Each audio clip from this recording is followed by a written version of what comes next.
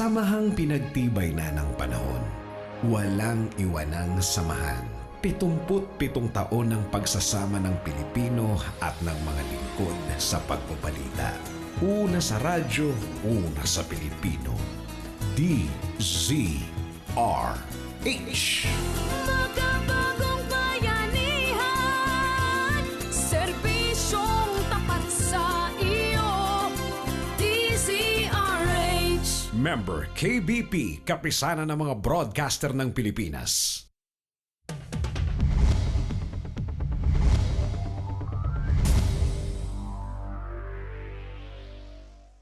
Sa ulo ng mga balita sa MBC Network News, mga nalungkot at nanghihinayang dagsa sa burol ni Senator Miriam Defensor Santiago. President Duterte handang mag-ala Hitler laban sa mga pusher at adik. Duterte tumangging kausapin si Bilibid Bosio JV Sebastian. Sa ating trending news, trending, bus, pinagbabato ng mga kabataan. Sa good news, pagtatayo ng common station ng LRT at MRT tuloy na tuloy na. Sa Alam Ba News, alamin sino nga ba si Herbert Colango. Sa News Covery, e-bicycle car na imbento. Balita mula sa Beijing, 32 katao natabunan ng lupa. Mamaya sa Game Now, Meralco Bulls, napantay ang series laban sa TNT Katropa. Sa showbiz, dahil sa death threats, Alden Richards humingi na ng tulong sa NBI. Pinay singer na si Ivy Grace Paredes itinangging na-deny ang kanyang visa. Mula sa bulwagang pambalitaan ng Manila Broadcasting Company sa Pasay City, ito ang MBC Network News.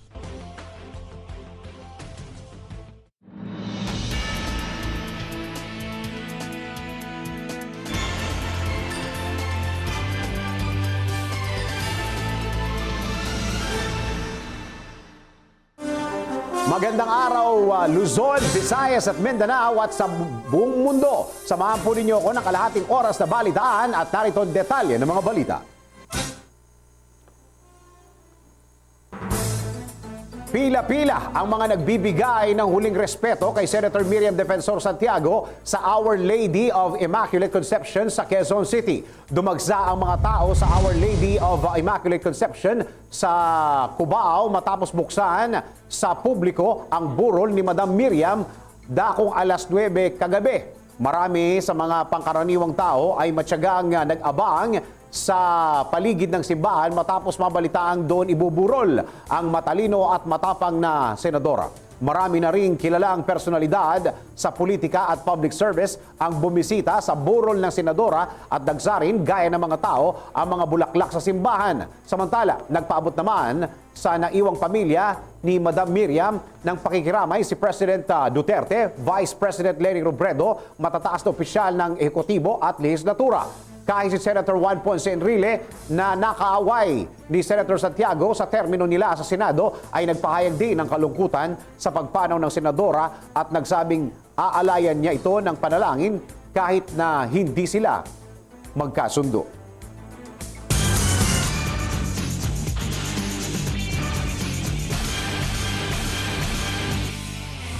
Samantala, tanggap tayo ng report, 10 suspect umano sa droga napatay sa Nabotas at Caloocan sa Magdamag. 10 ito. Alamin natin, live mula kay RH23, Edwin Duque. Edwin. Yes, Dennis, at kilala na ng nabutas sa pulis ang napatay sa isinagawang drug bypass operation sa Market 3 nabutas sa Peaceport kaninang umaga. Isang Junjun Hasper ang unang nabaril. Pangalawa itong si Gerald Champoy, Nono at Alvin Tuyo. Habang ang tatlo nang naaresto naman ay may mga kasong DEP at ang 6 ay naabot ang gumagamit ng shabu. At ang ilan pa dito ay patuloy na inibisigahan ng nabutas sa pulis. Hiwa-hiwalay yung kinalalagyan ng mga bangkay na napatay habang naghahabulan at nakipagputukan pa sila sa mga otoridad habang tinutugi sila kanina. Nakuha sa mga napatay ang tatlong 45 kalibre ng baril, dalawang 38 revolver at patalim sa sinagawang operasyon. Ayon dito kay Senior Superintendent Dante Novicio, tawang mga dayo lamang sa lugar ang mga napatay dahil gumagamit lamang ito ng shabu sa lugar na ginagawa itong drug den. Patuloy pa rin ang paghalugad ng Philippine National Police sa lugar Dahil ilan dito manoy mga kasamahan ay kanya-kanyang takbo kanila at nakatakas na biglang pasukin ng mga pulis. Ang nasabing lugar ay ginagawa manong regular na drug den sa lugar. Matagal na umanong dinadayo ng mga nais kumamit ng shabu, kasama na rito ang ibang taga Maynila. Sa kabuuan ay nasa 10 na ang napatay sa Magdamag, 2 naman ang napatay na nakabulit sa North Caloocan, 3 ang sabay bus operation ng Station Anti-Illegal Drugs sa Barangay Paco, South Caloocan, at ang 5 nga rito ay sa Nabutas City. Yan ang DZRH News, Aris 23 Edwin Duque, naglilingkod sa pagbabalita.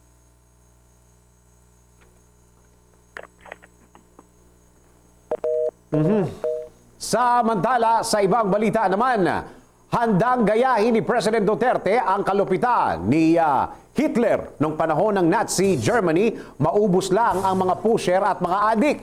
Si Hitler ang responsable sa sistematikong pagpatay sa milyon-milyong Hudyo nung panahon ng World War II. Sa kanyang press conference, pag-uwi galing sa Vietnam, sinabi ni Duterte na pwede niyang gawin ang ginawa ni Hitler, mawala lang ang mga pusher at adik para mawala ang napakalaking banta sa lipunang Pilipino. Okay lang sa akin, sanay ako sa politika eh. Lahat ng kababuyan dumating na sa aking buhay.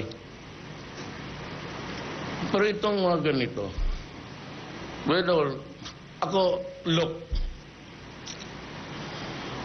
kayong US, EU, you can call me anything.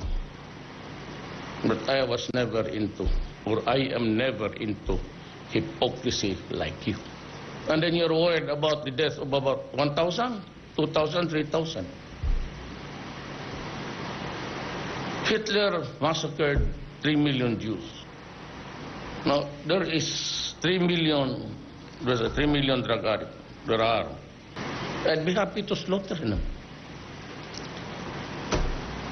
At least, if Germany had Hitler, the Philippines would have, but, you know, my victims, I would like to be all criminals to finish the problem of my country and save the next generation. Samantala, ayaw kausapin ni President Duterte ang bilibid bosyo na si JB Sebastian. Nauna rito, sinabi ni Sebastian na si Pangulong Duterte lang ang gusto niyang kausapin matapos masugatan sa gulo sa Nobilibid prisons. Sa kanyang press conference sa Davao, pag-uwi mula sa Vietnam, sinabi ng Pangulo na hindi siya makikipag-usap sa isang kriminal at kung ano man ang abuti ng preso ay karma lang sa kasalanan nito sa lipunan. Si Sebastian na convicted kidnapper ay isa sa 4 na presong nasugatan sa gulo sa NBP sa gitna ng panunuyo rito na tumestigo sa investigasyon ng Kongreso sa talamak na droga. Samantala, tanggap tayo ng isang report. Kamara lalabag sa anti-voyeurism law kapag naglabas ng sex video. Magbabalita si RH14 Letner Ciso Abinales. Nagbabala si Gabriela Party List Representative Emmy De Jesus na lalabagin ng Kamara ang anti-voyeurism law kapag ipinagpilitang ipalabas ang umano'y sex video ni Senator Leila De Lima sa gitna ng investigasyon sa isyu ng kalakalan ng droga. Ipinaliwanag ni De Jesus na saling sa Republic Act 9995 o Anti-Voyeurism Law, ipinagbabawal ang pag-broadcast o pagpapalabas ng litrato, video o recording ng sexual act o anumang kahalintulad na aktibidad ng isang individual maliban kung may court order. Nilalayon anya ng batas na protektahan ang karapatang pantao sa pamagitan ng pagpaparusa sa sinumang maninira sa dignidad at integridad ng isang tao gamit ang sex video o sex photo. Ayon kay De Jesus, wala siyang makitang justification para ilantad ang private affairs ng isang individual kahit pa sa isang congressional inquiry. Git pa nito, makakagulo lamang ang pagpapalabas ng video sa investigasyon ng Kamara sa usapin ng NBP drug trade. Yan ang DZRH News, Letner Ciso Abinales, RH14, naglilingkod sa pagbabalita.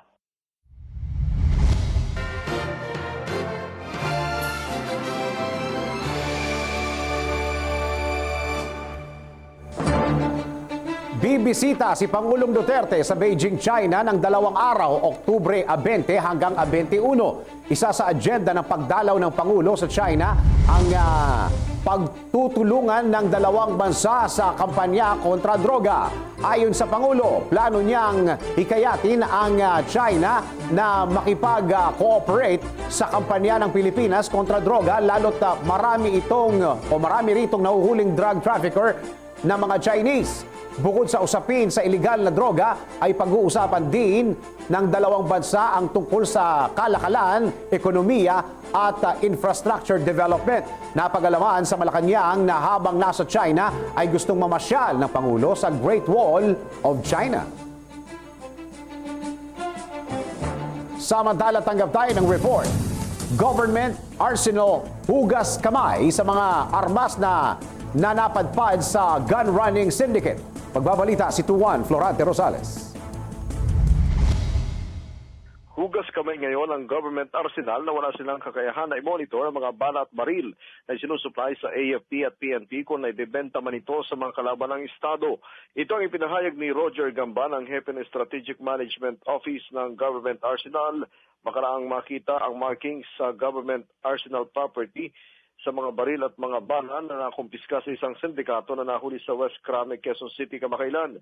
Sinabi ni Gamban na katulad ng mga manufacturer, wala na silang pananagutan at responsibilidad sa monitoring kung saang unit ng AFP at PNP inisyu ang mga bala at mga baril.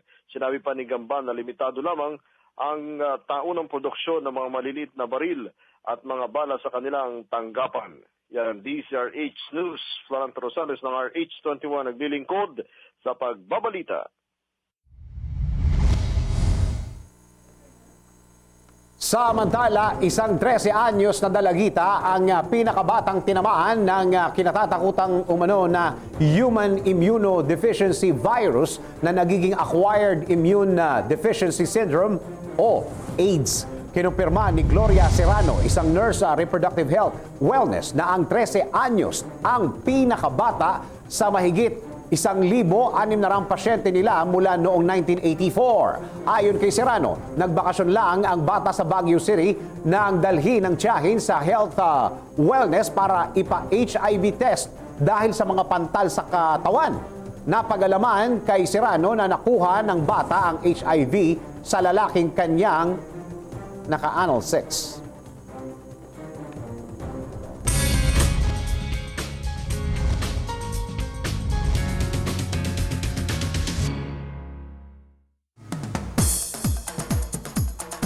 Samantala, para sa ating showbiz, dahil sa death threats, Alden Richards humingi ng tulong sa NBI. Magbabalita si RH43, si Rocky. Dumulog na si Alden Richards sa pamunuan ng National Bureau of Investigation dahil sa mga pagbabanta sa kanyang buhay. Ayon sa 24 anyos na aktor, bagamat alam niya hanggang banta lamang ang mga natatanggap niya, ngunit kailangan pa rin umano niyang mag-ingat. Ginawa ng aktor ang nasabing hakbang matapos mag-post sa kanyang Facebook account ang ama nito tungkol sa mga death threat na kanilang natatanggap. At yan aking balita, ako naman si RH43 Rocky, ang inyong kaliga sa mundo ng showbiz.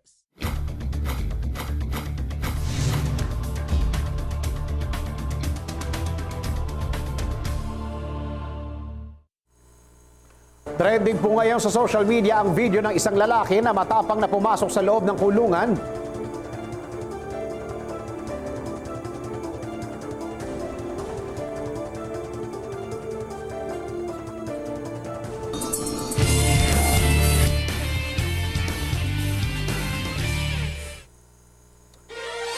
Sa ating good news, sa araw-araw ba ay naranasan mo ang kalbaryo sa pagsakay sa LRT at MRT at vice versa?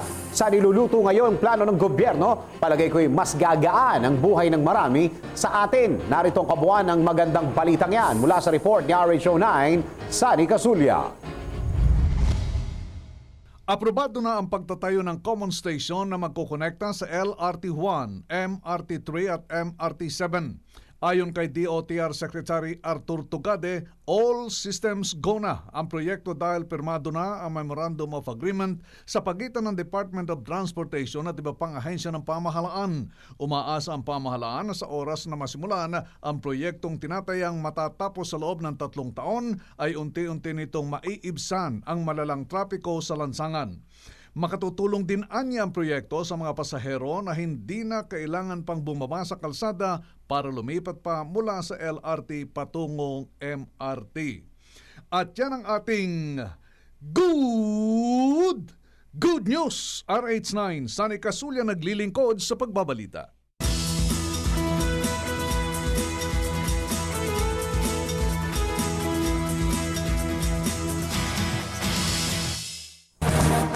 Isa sa mga maiingay na pangalan ngayon sa telebisyon at mga pahayagan ay ang pangalang Herbert Colanco.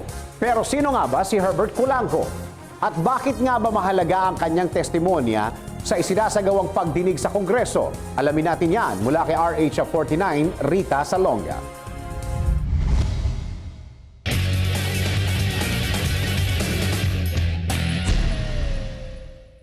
Mula sa pinaigting na kampanya ng Administrasyong Duterte laban sa iligal na droga, lumutang ang mga pangalang J.B. Sebastian, Herbert Colanco, Peter Co, Tony Co, Vicente C, at iba pang mga high-profile inmates ng New Bilibid prisons na kung tawagin ay Bilibid 19.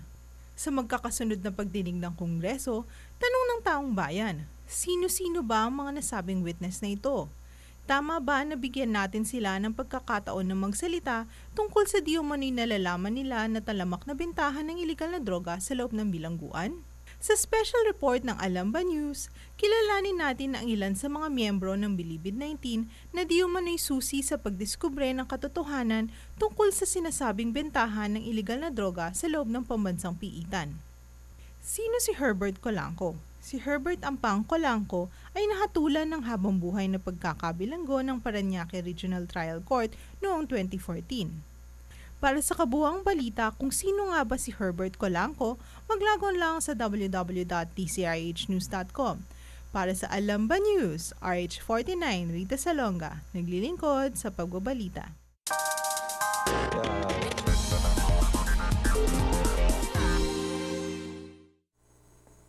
Para sa mga taong gustong mag-ehersisyo at mahilig magbisikleta, pamilyar ba kayo sa e-bicycle car? Paano nga ba ito gamitin at magkano nga ba ito? Alamin natin yan mula sa report ni RH 44, Vien Dacles. Isang kakaibang sasakyan ang naimbento ng isang kumpanya mula sa Denmark. Ito ang Cabrio Velo, isang e-bicycle car. Isa itong convertible pedal vehicle na maaaring gamitin umaraw man o umulan. Mainam din itong gamitin para sa mga health-conscious na tao dahil pinipedala nito para tumakbo. Bukod sa health benefits na makukuha dito dahil mistulan itong isang bisikleta, hindi rin ito nagko-contribute ng polusyon. Ngunit kung sakaling pataas ang kalsada, maaari itong gamitan ng electricity. Mayroon din itong komportabling upuan at posisyon para sa madaling pagpedal. Bukod dito ay mayroon din itong removable child seat sa pinakalikurang bahagi na maaaring paglagyan ng inyong mga chikiting. Napaka-practical nito, ngunit good looking. At yan ang ating news coverage. RH44, Vien Dacles, naglilingkod sa pagbabalita.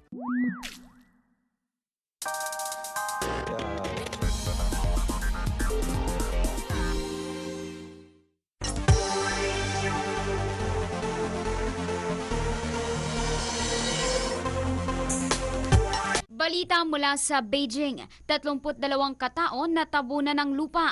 Pinangangambahang nasawi ang nasa 32 katao matapos matabunan ng rumaragasang lupa sa China, bunsod ng pananalasa ng bagyong Meggy o bagyong Helen dito sa Pilipinas. Sa ulat, pahirapan ng mga rescue worker para mahanap ang mga biktima sa dalawang landslide sa Zhejiang province ng Eastern China dahil sa napakalakas na buhos ng ulan at paglambot at pagguho dahunang lupa. Umabot naman sa 15 katao ang nailigtas ngayong umaga sa patuloy na rescue operation ng mga otoridad.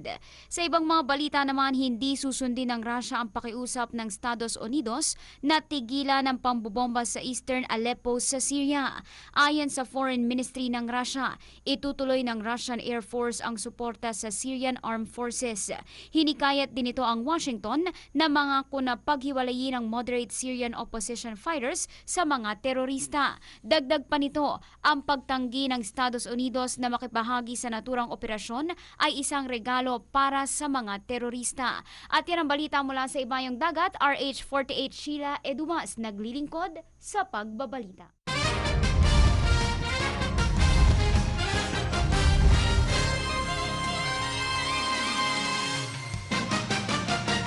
Tablado na sa 1-1 ang PBA Governors Cup Semifinal Series sa pagitan ng Meralco Bolts at TNT Katropa matapos makuha ng Meralco Bolts ang Game 2 sa score na 106-91. Nagsimula nang lumaki ang lamang ng Meralco sa unang quarter pa lang ng laro na sa score na 29-15 at umabot pa ang lamang sa 24 points pagdating ng third quarter. Sa fourth quarter naman bumulusok si Jimmy Alapag para sa Meralco Bolts at nag-score ng 14 points gamit ang 4 na 3-pointers sa quarter na iyon. Dahil sa panalo ng Meralco, tablado na ang serye sa pagitan ng dalawang koponan. Ang Game 3 ay magaganap sa Sabado. At yan ang ating balitang pampalakasan para sa Game Now. Ako si Toby Pavon.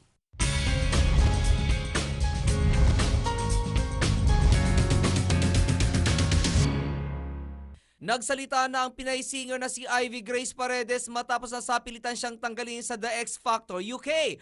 Ayon kay Ivy Grace, walang katotohanan ang balitang na-deny siya ng visa kung kaya't hindi siya nakatuloy sa nasabing kompetisyon nang magpunta sa Los Angeles ang nasabing contest. Anya na-delay lamang ang kanyang visa ngunit hindi umano ito na-deny dahil mali umano ang kategory na kanyang inaplayan. Sinabihan umano siya ng US Embassy officer na dapat ay artist visa ang kanyang inapply dahil nalaman ito na nagtrabaho na siya bilang isang professional artist. Idinagdag pa nito na na-release ang kanyang visa 2 araw matapos pumunta ng Los Angeles ang X Factor team kung kaya't hindi na siya nakahabol pa.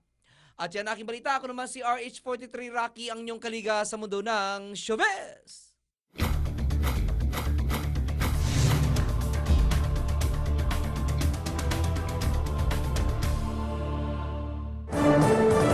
Trending po ngayon sa social media ang video ng isang bus na binabato ng mga menor de edad sa Mindanao Avenue, Quezon City. Makikita sa video footage na yan na pinapaalis ng konduktor ang mga batang nagkalat sa kalsada pero imbis na sumunod, lalo pang nag-asar o nang-asar ang mga ito at pinagbabato ang bus. Pahayag ng ibang pasahero, traffic ng araw na iyon kaya hindi agad nakagalaw ang mga bus.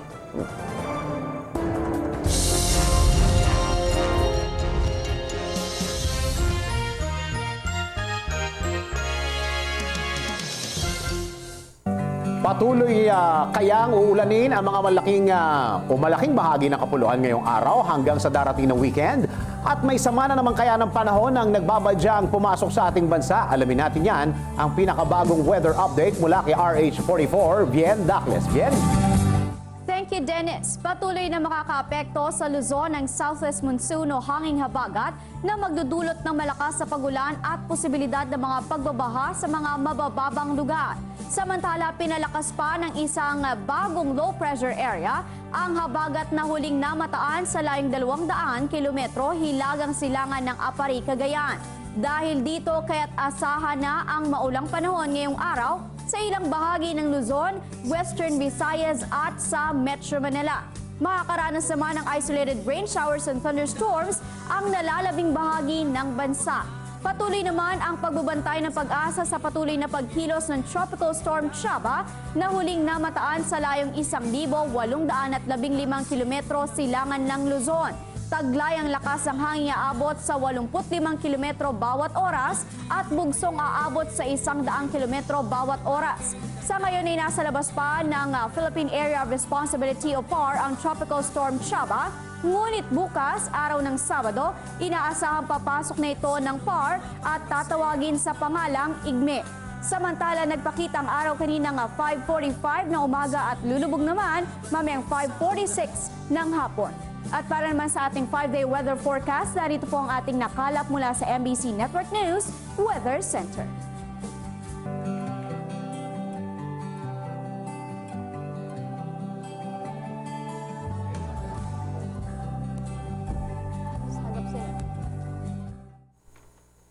At bago tayo magbahala, mag-Christmas countdown na muna tayo. Ilang araw na lang, Pasko na.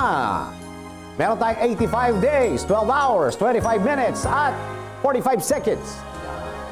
Merry Christmas sa lahat ng mga nakakaramdam ng Pasko at bonus. At sumayin nyo na naman ang isang linggong balitaan, mga impormasyong dapat ninyong malaman saan mang sulok ng mundo sa ngalan ng bumubuo ng MBC Network News. Ako po ang inyong lingkod sa pagbabalita. Ako po si Dennis Antinor Jr. Sa Lunes, alas 11 na umaga, tuloy-tuloy ang ating balitaan sa MBC Network News.